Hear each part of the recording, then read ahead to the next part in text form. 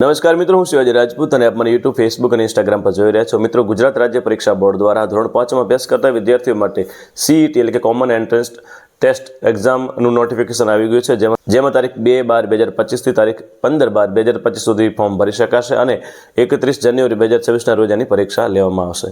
આ પરીક્ષામાં જે પણ વિદ્યાર્થીઓ પાસ થશે અને મેરિટમાં આવશે એ વિદ્યાર્થીઓને ગુજરાત રાજ્યની જે 4-5 સ્કીમો છે એનો લાભ મળવાપાત્ર છે. એમાં મેરિટના આધારે એ લાભ મળતો હોય છે.